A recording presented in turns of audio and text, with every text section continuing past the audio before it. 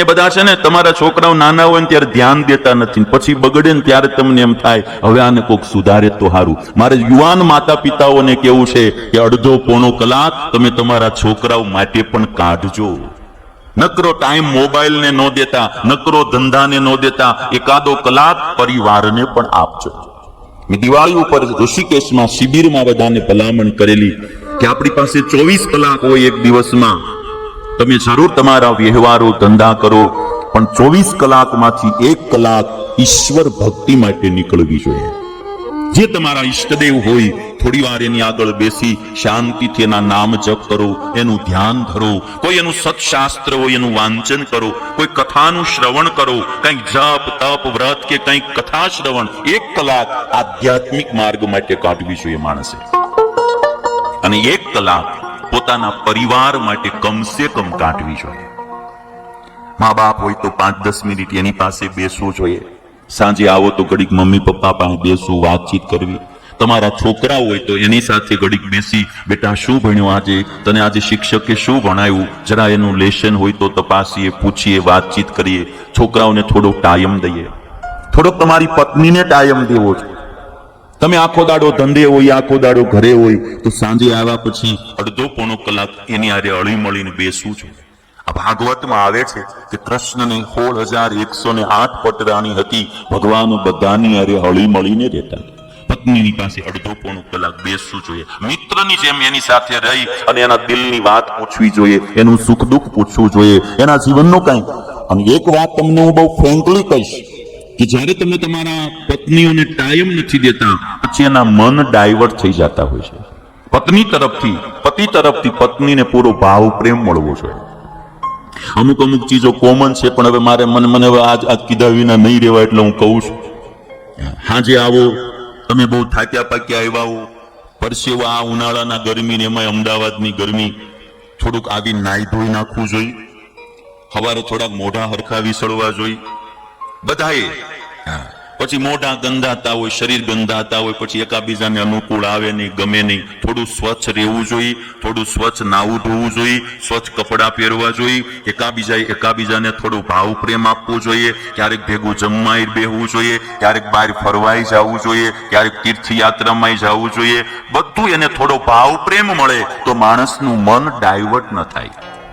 જ્યારે માણસને અમારા સ્વામિનારાયણ સંપ્રદાયમાં કેવું થાય કે અમારે જે ચુસ્ત સત્સંગીઓ હોય ને એ બહારનું કંઈ ખાઈ પીવે નહીં, હોટલનું લારીનું કંઈ ખાઈ પીવે નહીં. એટલે છોકરાઓને ખાવા ન દે. જો બહારના ભજીયા નહીં ખાવાના, બહારના ઢોસા નહીં ખાવાના, બહારનું મંચુરિયન નહીં ખાવાનું, એમ કીધા કરે. હવે બહારનું ન ખાવા દેવું, ઘરે કરી દેવું જોઈએ ને. બહારનું ખાવા દે નહીં, ઘરે કરી દે નહીં, તો ઓલો જાય ક્યાં? તો પછી એને સારું ઘરે કરી દેવું જોઈએ. માણસને નહીં મળે એટલે ગમે ત્યાં જવાનું. એમ ભાવ પ્રેમ જો એને ઓતપ્રોત કરી દેવામાં આવે તો માણસનું મન ડાયવર્ટ થાય જ નહીં. પતિ હોય કે પત્ની, એકાબીજાએ એને એટલો ભાવ પ્રેમ આપવો જોઈએ.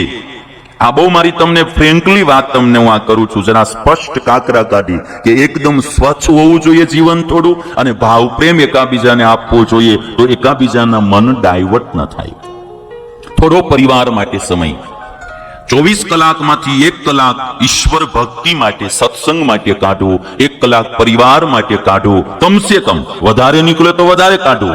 અને 1 કલાક જો બને તો કોઈ ધર્મની સમાજની સેવા માટે વાપરવો જોઈએ. નકરું આપણા માટે ન જીવાય.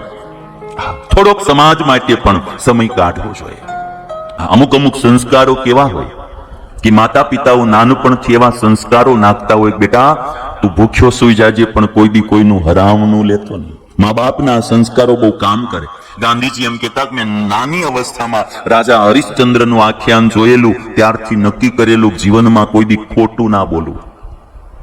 સત્યનો પાઠ ગાંધીજી હરિશ્ચંદ્રના આખ્યાનમાંથી શીખ્યા. અને શ્રવણનું આખ્યાન જોયેલું ગાંધીજી, એમાંથી એને પ્રેરણા મળી હતી કે મા બાપની સેવા કરવી. ગાંધીજી રોજ એના પિતાના પગ દબાવવા જતા. આપણી ભારતીય સંસ્કૃતિમાં છે. તમે ક્યારેક તમારા દીકરાઓને કોઈ રામાયણની વાતો કરો, ક્યારેક ભાગવતની વાતો કરો, ક્યારેક મહાભારતની વાતો કરો. હું સ્વામિનારાયણ સંપ્રદાયનો છું, છતાંય બધા શાસ્ત્રો હું એટલા માટે લઉં છું કે અમારા હિન્દુ સમાજને ખબર પડે કે અમારા મહાભારતમાં શું લખ્યું છે. ભાઈ, વ્યાસ ભગવાને દાખલો કરીને 1,00,000 શ્લોકનો ગ્રંથ બનાવ્યો મહાભારત, જેમાંથી આમ ગીતા અને વિષ્ણુ સહસ્ત્ર નામ જેવા પુષ્પો બારા નીકળ્યા, વિદુર નીતિ નીકળી જેમાંથી, એવું મહાભારત. ગીતા, વિદુર નીતિ અને વિષ્ણુ સહસ્ત્ર નામ એ કોઈ અલગ ગ્રંથ નથી, મહાભારતના જ શ્લોકો છે.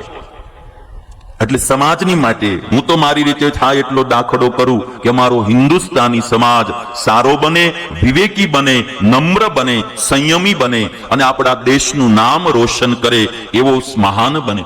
આ સરદાર આ અબ્દુલ કલામે આખી જિંદગી લગ્ન ન કર્યા, અને આ લતા મંગેશકર ફિલ્મ ઇન્ડસ્ટ્રીમાં દુનિયામાં કોઈ જેટલા ગીત નહીં ગાયા હોય ફિલ્મના અને પ્રેમના, એટલા ગીત લતા મંગેશકરે ગાયા. પણ આજીવન બ્રહ્મચર્ય વ્રત પાળ્યું અને લતા મંગેશકરની મર્યાદા જોવો ને, મા તરીકે સલામ કરવાનું મન થાય માણાને. આ કાદવમાં કમળ ખીલ્યા કહેવાય કે ઈ ઇન્ડસ્ટ્રીમાં રહી એને જે જીવનમાં સંયમ રાખ્યો, જેણે એને નમ્રતા રાખી, વિવેક રાખ્યો. એને એકવાર ઇન્ટરવ્યુમાં પૂછવામાં આવ્યું કે તમે આટલી બધી સિદ્ધિ પ્રાપ્ત કરી, આટલી સફળતા પ્રાપ્ત કરી, આનું મૂળ કારણ શું? અને તેથી લતા મંગેશકરે એટલું કીધું હતું કે ઈશ્વરની કૃપા. કે આટલે પહોંચ્યા પછી ઈશ્વરને ન ભૂલે, આ આપણા ભારતીય નારીઓ છે ભાઈ. અને એટલા માટે આજ હવે મારે ભાગવત તો થાય એટલું કરીશ, છેલ્લે સંભળાવીશ, પણ સમાજની આ વાતો ઘડતર કેટલું કામ કરે. આ કથા મારી ખાલી કથા નથી, ઘડતર માટે છે. અને એટલા માટે હું તમને કહું કે જીવનમાં જરૂર હોવું જોઈએ ભણતર, પણ સાથે હોવું જોઈએ જીવન ઘડતર. આ કૃષ્ણ ને કંસ શું છે? એક બાજુ કંસ અને એક બાજુ કૃષ્ણ. તમે આ બાજુ કૃષ્ણ જો, આ બાજુ કંસ જો, બે મામો ભાણીઓ હતા, પણ કૃષ્ણનું જીવન ઘડાયેલું હતું તો આજ 5000 વર્ષ પછી ભગવાન તરીકે પૂજાય. અને કંસનું જીવન અણઘડ હતું તો આજે હજી કોઈ છોકરાનું નામ કંસ નહીં રાખતું. બે મામો ભાણીઓ હતા, એક જ જ્ઞાતિના હતા. જ્ઞાતિ બી શું કરે? એક જ જ્ઞાતિના હતા, પણ એકનું જીવન ઘડાયેલું, પરોપકારી, સંયમી, પરમાર્થી જીવન હતું તો આજ કૃષ્ણ ભગવાન તરીકે પૂજાય. રામ અને રાવણમાં શું હતું? રાવણ તો એમ કહેવાય બ્રાહ્મણ જ્ઞાતિનો, રામ તો ક્ષત્રિય જ્ઞાતિના. વર્ણાશ્રમની દ્રષ્ટિએ તો રામ એક સ્ટેપ નીચે હતા, પણ રામનું જીવન ઘડાયેલું હતું તો આજ દુનિયા ભગવાન તરીકે પૂજે. અને રાવણનું અણઘડ હતું, એક સીતાનું અપહરણ કર્યું, હજી સુધી લોકો એના પૂતળા બાળે. બેયના જીવન જોઈ લો તમે. દશેરા આવે એટલે રાવણના પૂતળા હળગે અને રામની પૂજા થાય. જીવનમાં આટલો ફરક છે. અને એટલા માટે જીવનમાં જરૂર હોવું જોઈએ ભણતર, પણ સાથે હોવું જોઈએ જીવન ઘડતર. ઘડતર વિનાનું જીવન લાગશે પડતર, અને પોતાના અને બીજાના માટે થાશે નડતર. આ ખેતી કરી હોય ને એને ખબર હોય, પડતર ખેતરમાં કઈ થાય નહીં. ઘડાયા વિનાનું જીવન પડતર ખેતર જેવું છે. પછી બધાની માટે નડતર રૂપ થાય. એમાં નકરા બાવળિયા અને બોરડીઓ ઉગે અને એમાં કઈ કશું થાય નહીં પછી. એટલે આપણા જીવનમાં, અને તમને એક વાત કરું કે જીવન ઘડતરમાં તમે આમ જુઓ ને તો કેટલો ફરક પડી જાય. આખો એ તમે જુઓ કે એક લોઢું હોય, લોઢું એ ક્યાંય કોઈના કામમાં આવે જ નહીં ને, તો એ લોઢું પડ્યું પડ્યું કાટી અને નાશ પામી જાય. હવે એ લોઢું જો તમે એમાંથી ઘોડાનું નાળ બનાવીને વેચો ને એટલે તરત એના 500,000 રૂપિયા કિંમત આવી જાય.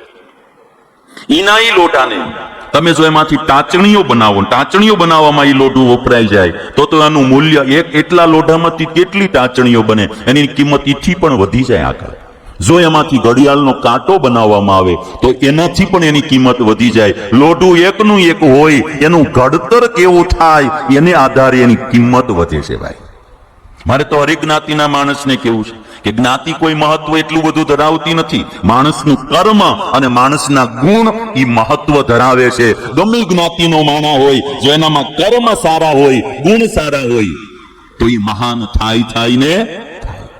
અને દુનિયાની કોઈ તાકાત એને ન રોકી શકે ભાઈ. એ દુનિયામાંથી બારો નીકળી જ આવે આખો માણસ. ઘડતર બહુ મહત્વની ભૂમિકા ભજવે છે. અને મારી તો આ કથાનું માધ્યમ એટલું છે, આપણા જીવનમાં ઘડતર થવું જોઈએ. આપણી જિંદગી નેગેટિવ માર્ગે ન જાય. ઈશ્વરે બધાને જીવન દીધું છે, બધાને સમય દીધો છે. ઘણાની જિંદગી ભગવાનના ભજનમાં, ભક્તિમાં, ધર્મમાં, સત્કર્મમાં, લોકોના હિતના કાર્યોમાં વ્યતીત થાય, અને ઘણાની જિંદગી નકરી વ્યસનોમાં, પાપમાં, કોકનું ચોરવું, લૂંટવું, દગા દુગીન, ભેળસેલને હેરાન કરવા, આખી નેગેટિવ માર્ગે જાતી હોય. આ પ્રશ્ન અને કંસના જીવનમાંથી હું ને તમે શીખીએ, આપણું જીવન સારું બને અને કંઈક ભગવાનને ગમે એવું બને. મા બાપની આજ્ઞામાં રહેવું દીકરા દીકરીઓએ. હા, કોક કદાચ એકાદો ટકો મા બાપ હારા ન હોય તો તમે પરિવારને ભેગા કરી નિર્ણય કરી શકો